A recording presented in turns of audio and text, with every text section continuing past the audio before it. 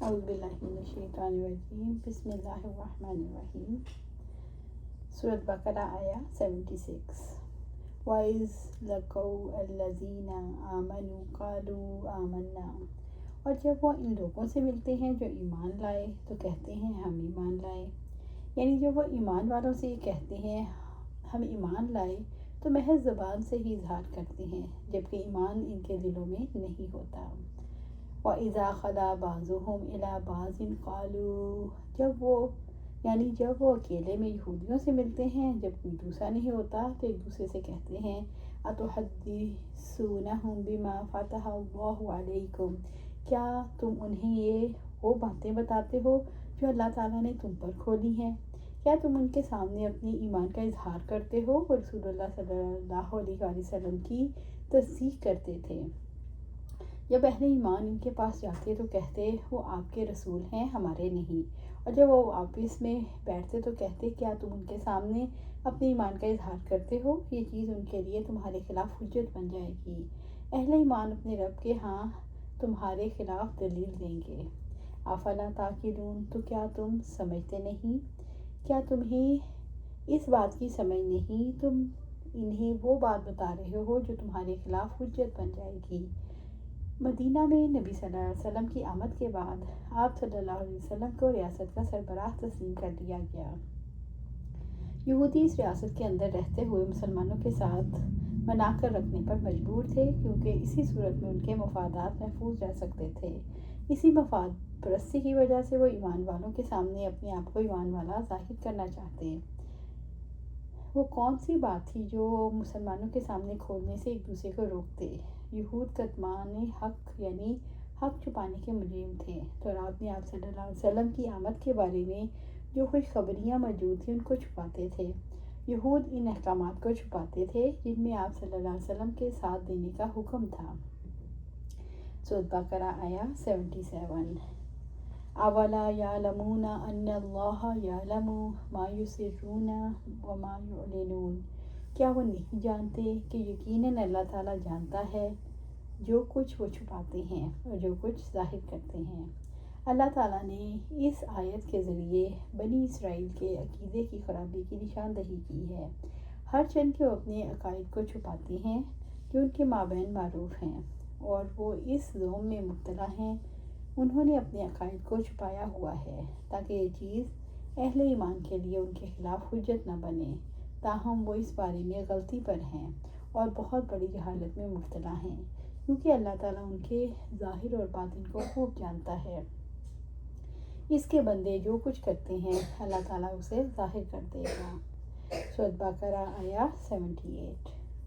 وَمِنْهُمْ أُمِّيُّونَ لَا يَعْلَمُونَ الْكِتَابَ إِلَّا أَمَانِيَّ وَإِنْ هُمْ إِلَّا يَظُنُّونَ، اور ان میں کچھ ان پڑھ بھی ہیں جو کتاب کا علم ہی نہیں رکھتے، سوائے چند آرزوؤں کے، اور اس کے سوا کچھ نہیں، وہ گمان کرتے ہیں۔ وَمِنْهُمْ، اور ان اہل کتاب میں سے امیون ان پڑھ لوگ بھی ہیں جو علم والوں میں شامل نہیں۔ لا یعلمون الکتاب الا امانیہ، وہ کتاب کا نہ علم رکھتے ہیں، نہ اس پر عمل کرتے ہیں، نہ اس کے پیغام کو پہنچاتے ہیں۔ تلاوت کے سوا ان کا کتاب میں کوئی حصہ نہیں، ان کے پاس اپنے سے پہلے لوگوں کی بھی خبر نہیں۔ وَإِنْ هُمْ إِلَّا يَظُنُّونَ، اور اس کے سوا کچھ نہیں کہ وہ گمان کرتے ہیں، یعنی ان کے پاس گمان اور اہل علم کی تقلید کے سوا کچھ نہیں۔ قرآن مجید نے ان کی آرزوؤں کا حوالہ دیا۔ اللہ تعالیٰ نے ان لوگوں کو امی یعنی ان پڑھ کہا جو کتاب کا علم نہیں رکھتے، جو کتاب سے آرزوئیں رکھتے ہیں اور گمان رکھتے ہیں۔ آج بھی مسلمانوں کے اندر ایسے ان پڑھ افراد کی کثرت ہے جو دنیا کے علوم رکھتے ہیں مگر اللہ تعالیٰ کی کتاب کا علم نہیں رکھتے۔ اگر آج ہم اللہ تعالیٰ کی کتاب نہ پڑھیں تو ہمارا شمار امیوں میں ہوگا۔ آرزوؤں سے مراد جھوٹے قصے کہانیاں ہیں جو انہوں نے اپنے دین کے نام پر گھڑ لیے تھے۔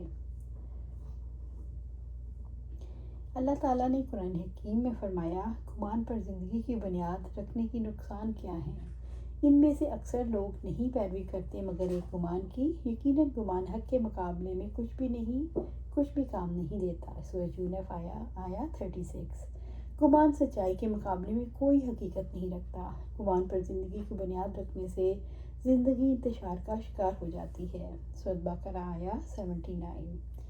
فویل للذین یکتبون الکتاب بایدیہم، تباہی ہے ان لوگوں کے لیے جو اپنے ہاتھوں سے کتاب لکھتے ہیں۔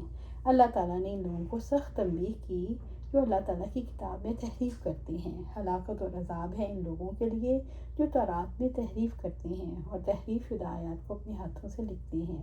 وہ ایسا اس لیے کرتے ہیں تاکہ اس کے ذریعے کچھ دنیاوی فائدے حاصل کریں، مثلاً مال، عزت، اقتدار، مقبولیت۔ ثم یقولون ھذا من عند اللہ، پھر کہتے ہیں یہ اللہ کی طرف سے ہے۔ وہ اپنے پیروکاروں سے یہ کہتے ہیں وہ چیز جو تمہارے پاس ہے تورات کی نصوص میں سے ہے جسے اللہ تعالیٰ نے موسیٰ علیہ السلام پر نازل کیا،